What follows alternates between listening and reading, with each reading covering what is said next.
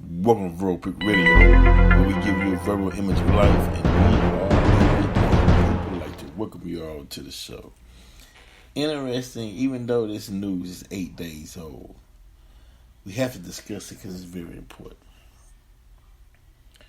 When protesters go out into the public in any major city or anywhere in the USA, anywhere around the world, and they say, hey, look, Black Lives Matter. That's a cry to government officials, to police officers, to law enforcement, to the judicial system, to any ranking member or body that has authority to make decisions upon someone's life. It's saying, hey, look at me. I'm a human being. I'm a tax-paying citizen. I am somebody. So don't just shoot me down in the streets like a dog. Black lives matter. It has to be stated and said over and over again, just in case or in the glimpse that it might reach someone's attention or enter into someone's ear to where it travels into their brain for just even a second, and they look and say, hey, you matter. But the reason why they're saying, hey, you matter, or even giving it some sort of consideration or thought, is because you have people out there saying, hey, Black Lives Matter. Now, the National Review reported, and as I stated, it happened 8 days ago, but Trump, when he was in office in June of 2020, suggested shooting Black Lives Matter protesters. Now, this is what the former Defense Secretary Esper says, right? It says former Defense Secretary Mark Esper writes in his forthcoming memoir that former President Trump suggested shooting Black Lives Matter protesters who filled the streets around the White House after the death of George Floyd. All right, now, let's look into their concerns. Let's look into Derek Chauvin killing an unarmed black man with his knee in his neck, choking him to death. Let's see if there's any fault or what's going on with the law enforcement in America and why so many black men being killed. All right, well, let's look into that aspect of the justice system. But no, your president at the time said, let's shoot him. He stated that you should actually shoot someone for protesting. Can't you just shoot them? Now, that's a quote from Donald Trump. Just shoot them in the legs or something, Trump asked, according to an excerpt of the new book, A Sacred Oath. The former defense secretary describes the moment Trump made the suggestion in June 2020, writing that it was surreal, sitting in front of the resolute desk inside the Oval Office with this idea weighing heavily in the air, and the president red-faced and complaining loudly about the protesters underway in Washington, D.C. The good news, this wasn't a difficult decision, Esper adds in the book, which comes out May 10th. The bad news, I had to figure out a way to walk Trump back without creating the mess I was trying to avoid. At the time, Esper publicly came out against invoking the Insurrection Act to allow the president to use active duty troops to rein in the riots that broke out in the wake of Floyd's murder by then Minneapolis police officer Derek Chauvin. Now, when you had Proud Boys and other groups, January 6th, bomb rushed the Capitol building, Trump was there, he never mentioned, can we just shoot him? No one said that. They're killing cops. You know, they're breaking glass. They're busting in windows. They're spraying some type of chemical in the air. Can we shoot them? Didn't even come up.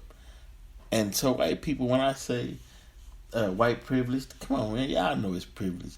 Y'all know no matter how negative behavior of whites on the Capitol steps, whites are not going to say, "Hey, shoot them."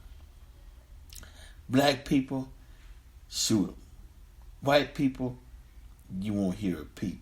Only thing they would say is, "Hey, y'all got to stop this. This is not the right thing to do. This is not how you get your way. This is not how you get justice. Hey, come on, guys, what are you doing?"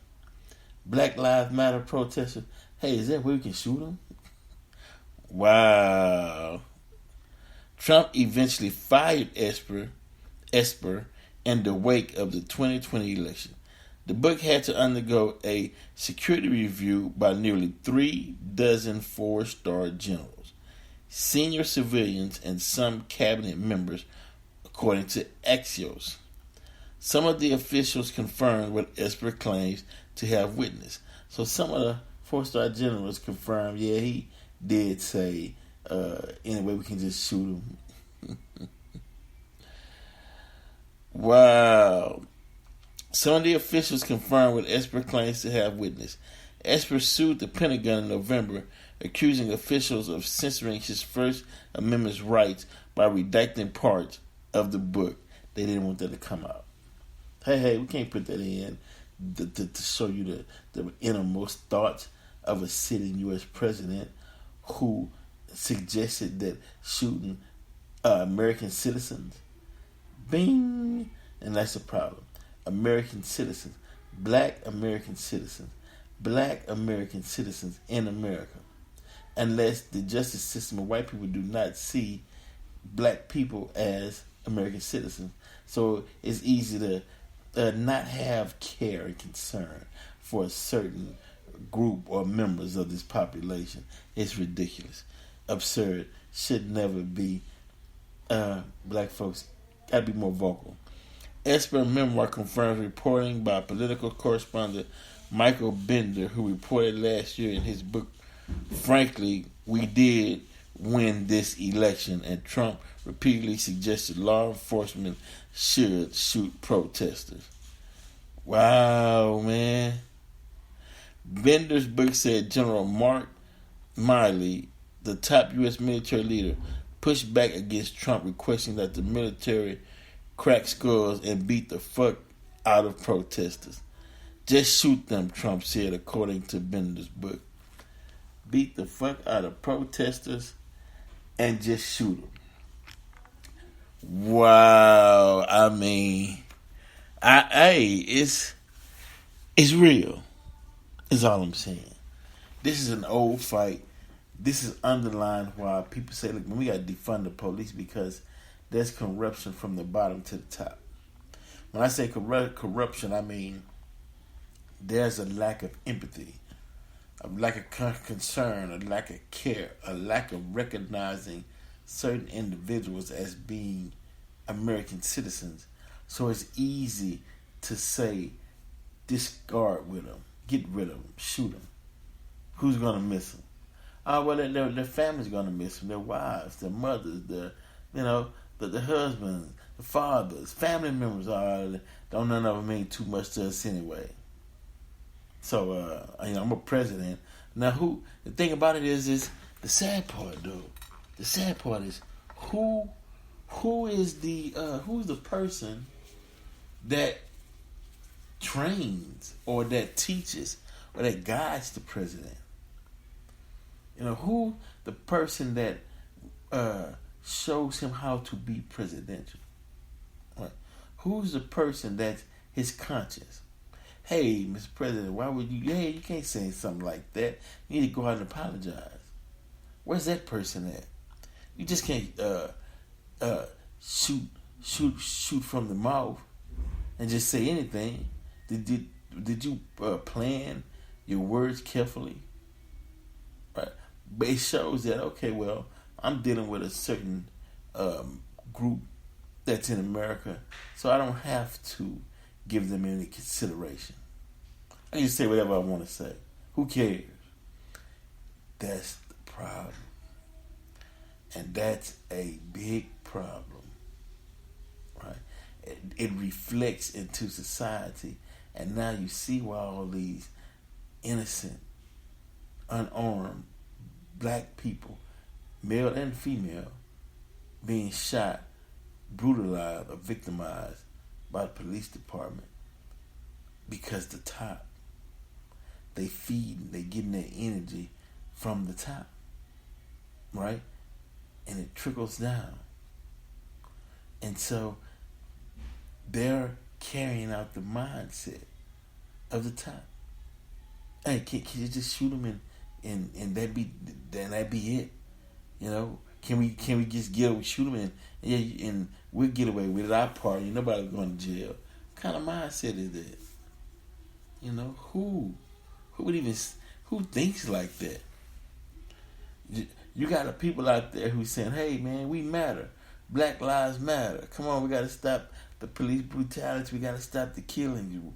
You know, come on, look at us as human beings. Give us equal justice. Give us protection under the law." And the president that's in the highest seat of office turns around and says, "Hey, can we just shoot him?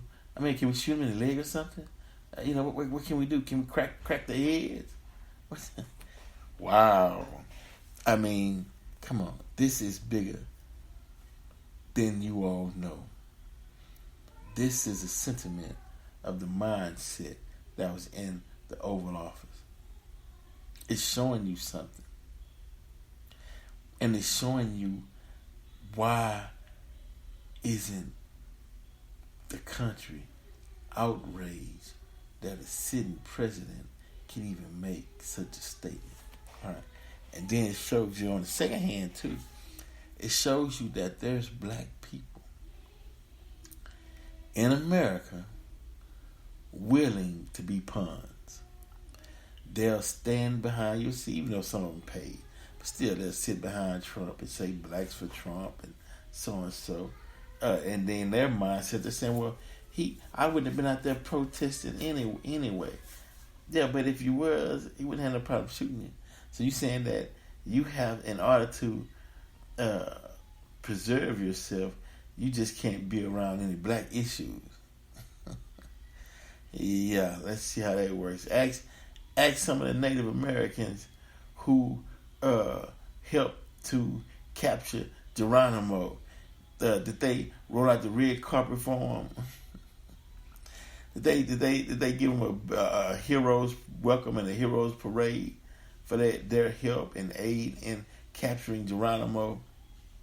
Or did they round them up too and send them on their way to reservations on the same train with Geronimo? I mean, it's so ridiculous till it's laughable. The fact that the same thing happens over and over again, and some people can't catch a clue. It is what it is. Verpic Radio, we out. Hoodlum of Our Profession show is coming up, right? That's this weekend. Let me get some update on that too, so you all can go out, check it out. It's going to be a wonderful event. Let me get this for you guys before I sign off real quick. Should have had it already. Here we go. It's going down 5 p.m. to 9 p.m. That will be May the 14th, 2022, Midtown Art Center, 3414 LeBrant Street, Houston, Texas, 77004. Make sure you all come out and support something different in the fashion world. Hoodlum of the Opera, Verpic Radio, and we're out.